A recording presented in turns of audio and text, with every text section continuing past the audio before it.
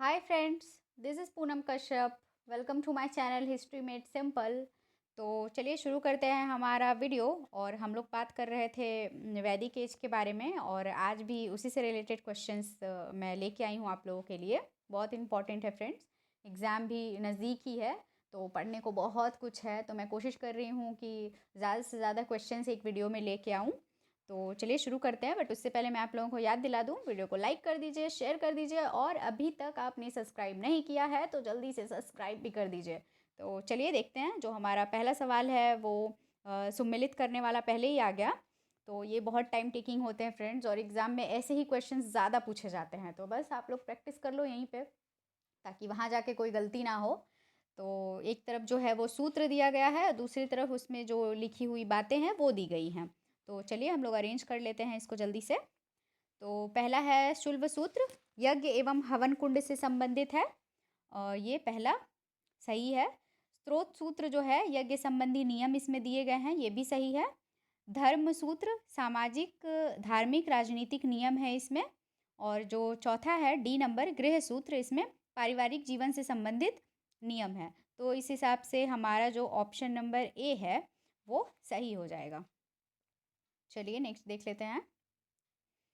निम्नलिखित को उनकी ऋग्वेद में अधिकतम से न्यूनतम आवृत्ति में सजाइए। 1 क्षत्रिय, 2 ब्राह्मण, 3 शूद्र और 4 यमुना। तो फ्रेंड्स इसका जो सही वाला आंसर हो जाएगा वो हो जाएगा ऑप्शन नंबर बी। पहले हो जाएगा क्या, ब्राह्मण, दूसरे नंबर पे हो जाएगा क्षत्रिय, तीसरे पे हो जाएगा ये यमुना, और चौथे चौथे पे हो जाएगा शूद्र। तो चलिए नेक्स्ट देखते हैं। निरुक्त के रचनाकार कौन है? ए यास्क, बी कौटिल्य, सी गौतम और डी मनु। तो फ्रेंड्स इसका जो सही वाला आंसर है वो है ऑप्शन नंबर ए, यास्क। चलिए नेक्स्ट देखते हैं। ऋग वैदिक काल में पुरोहितों का सम्मान बढ़ने लगा था, कारण है पुरोहित राजा को राजनीतिक विषयों पर परामर्श दिया करता था। तो फ्रेंड्स ये ए और आर दोनों सही है, और आर जो है वो ए की सही व्याख्या भी करता है। तो इसलिए ऑप्शन नंबर ए सही हो गया हमारा। चलिए नेक्स्ट देखते हैं। गंधर्व वेद किस विषय वस्तु से संबंधित है? ए संगीत कला, बी वास्तुकला, सी शिल्प कला और डी चित्रकला। तो इसका ऑप्शन नंबर ए जो है वो सही हो जाएगा, संगीत कला। चलिए नेक्स्ट देखते हैं। आर्य शब्द से किसका बोध होता है? ए प्रजाति का, बी भाषाई समूह, सी देश और डी धर्म। तो फ्रेंड्स इसका जो सही आंसर है वो हो जाएगा ऑप्शन नंबर ए, प्रजाति का। चलिए नेक्स्ट देख लेते हैं। The Arctic home of the Aryans नामक पुस्तक के लेखक कौन है? ए स्वामी दयानंद सरस्वती, बी स्वामी विवेकानंद, सी बाल गंगाधर तिलक और डी गोपाल कृष्ण गोखले। ये वाला जो क्वेश्चन है ना फ्रेंड्स, ये बहुत ही ज़्यादा इम्पॉर्टेंट है, ये पूछ लिया जाता है एग्ज़ाम में। तो मैं जल्दी से आप लोगों को इसका आंसर बता देती हूँ। इसका जो आंसर होगा वो ऑप्शन नंबर जो सी है वो सही होगा, बाल गंगाधर तिलक। आप लोग इसको नोट कर लीजिए, नहीं तो स्क्रीनशॉट ले लीजिए, जो आपकी मर्ज़ी। चलिए नेक्स्ट देखते हैं। निम्नलिखित अभिलेखों में किस अभिलेख में वैदिक देवताओं का नाम मिलता है? ऑप्शन नंबर ए बोगाज कोई अभिलेख, बी हमदान अभिलेख, सी नक्शे रुस्तम अभिलेख और डी बहिस्तान अभिलेख। तो फ्रेंड्स इसका जो सही वाला आंसर है वो हो जाएगा ऑप्शन नंबर ए, बोगाज कोई अभिलेख। चलिए नेक्स्ट। जैन दवेस्ता किसका ग्रंथ है? ए यूनानियों का, बी ईरानियों का, सी सुमेरियनों का और डी चीनियों का। तो ये जो ऑप्शन नंबर बी है वो सही हो जाएगा, ईरानियों का। चलिए फिर से आया सुमेलित। ऐसे क्वेश्चंस बहुत पूछे जाने वाले हैं आप लोगों से एग्ज़ाम में, और ये बहुत ट्रिकी भी होते हैं। एक क्वेश्चन में 4 क्वेश्चन डायरेक्टली पूछ लिए जाते हैं, और बहुत टाइम टेकिंग भी होते हैं, और हमारे पास समय बहुत ही कम होता है। तो ऐसे वाले क्वेश्चंस आप लोग ज़्यादा से ज़्यादा प्रैक्टिस करो, इसमें एक्यूरेसी बहुत ज़रूरी है। तो चलिए देख लेते हैं इसको अरेंज करके। हम लोग एक तरफ विद्वान दिए गए हैं और दूसरी तरफ उन्होंने जो मत दिए हैं उसके बारे में दिया गया है कि जो ये है आर्य हैं वो कहाँ से आए थे। तो चलिए देखते हैं।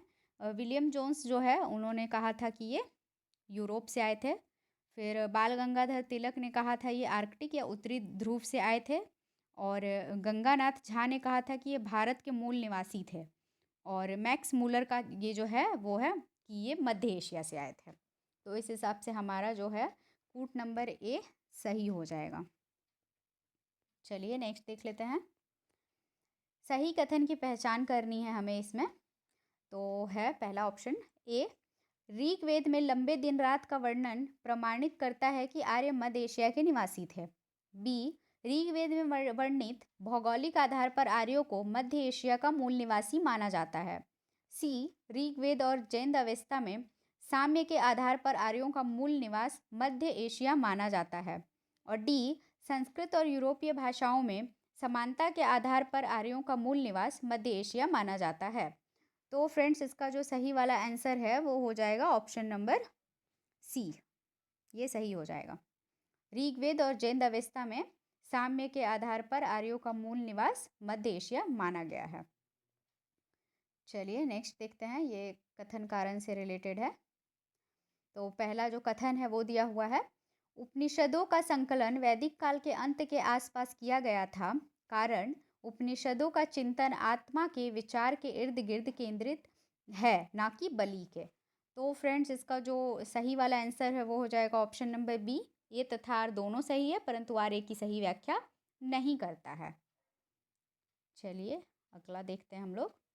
ऋग्वेद के नदी स्तुति खंड में किस नदी का वर्णन नहीं है? ए गंगा, बी कुंभा, सी क्रमो और डी सुवास्तु। तो मुझे पता है आप लोग क्या प्रिडिक्ट करने वाले हो, ठीक है, लेकिन जिसके बारे में आप नहीं सोच रहे हो ना, इसका आंसर वही है। जी हाँ, बिल्कुल सही। इसमें जो है ना वो गंगा का वर्णन नहीं किया गया है। अब आप लोग सोच रहे हो अरे बहुत प्राचीन नदी है, इसका तो बड़ा महत्व है हमारे देश में, और इसका ही वर्णन नहीं है। तो देखिए ऐसे ही क्वेश्चंस पूछे जाते हैं जो हम प्रिडिक्ट करते हैं कि अरे ये होगा, बट एक्चुअली उसका आंसर वो होता ही नहीं है। तो चलिए देखते हैं, इसीलिए तो मैं लेके आई हूँ ऐसे क्वेश्चंस आप लोगों के लिए। फिर से आया कथन कारण। विश्वामित्र ने समुद्र के विरुद्ध 10 राजाओं का राज्य मंडल संगठित किया, कारण है सुदास ने वशिष्ठ को पुरोहित के रूप में अधिमान्य किया। तो जो हमारा ऑप्शन नंबर ए है इसके कूट में वो सही हो जाएगा। ए और आर दोनों सही है तथा आर ए की सही व्याख्या भी करता है।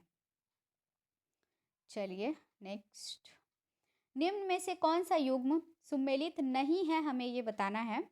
तो पहला जो है वो दक्षिणी रूस नेहरीक, और दूसरा तिब्बत दयानंद सरस्वती, ये भी सही है, और पामीर का पठार मच ये जो है ये गलत है, और हंगरी गाइल्स ये भी सही है। तो हमारा जो ऑप्शन नंबर सी है इसका हो जाएगा सही आंसर, क्योंकि ये सुमेलित नहीं है। चलिए नेक्स्ट देखते हैं। निम्नलिखित नदियों में कौन नदी ऋग्वेदिक आर्यों की पूर्वी सीमा पर थी? ए गंगा, बी यमुना, सी गंडक और डी सोन। तो इसका फ्रेंड सही आंसर हो जाएगा option number A Ganga. Next है, उत्तर वैदिक कालीन आर्यों के समय कौन सा क्षेत्र सर्वाधिक महत्वपूर्ण था? ए सप्त सैंधव प्रदेश, बी कुरु पांचाल प्रदेश, सी विंध्य क्षेत्र और डी पूर्वी समुद्र तटीय क्षेत्र। तो फ्रेंड्स इसका जो सही वाला आंसर है वो हो जाएगा ऑप्शन नंबर बी कुरु पांचाल प्रदेश।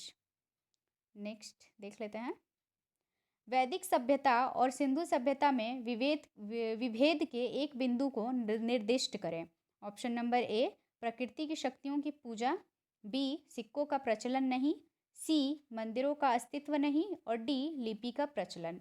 तो फ्रेंड्स इसका जो सही आंसर है वो हो जाएगा ऑप्शन नंबर डी। तो फ्रेंड्स मैंने बहुत कोशिश की कि सारे क्वेश्चंस मैं इस वीडियो में लेके आऊँ, बट पॉसिबल नहीं है कि वीडियो में, आप लोगों को पता है। तो अभी ये कंटिन्यू रहेगा ये वाला सीरीज़, इस चैप्टर का अभी और कुछ वीडियोस आने वाले हैं इसमें। तो होप आप लोगों को वीडियो बहुत पसंद आई होगी। तो अगर पसंद आई है तो जल्दी से लाइक कर दीजिए, शेयर कर दीजिए और चैनल को सब्सक्राइब भी कर दीजिए। तो मिलते हैं हमारे नेक्स्ट वीडियो में। Till then tata bye bye, take care.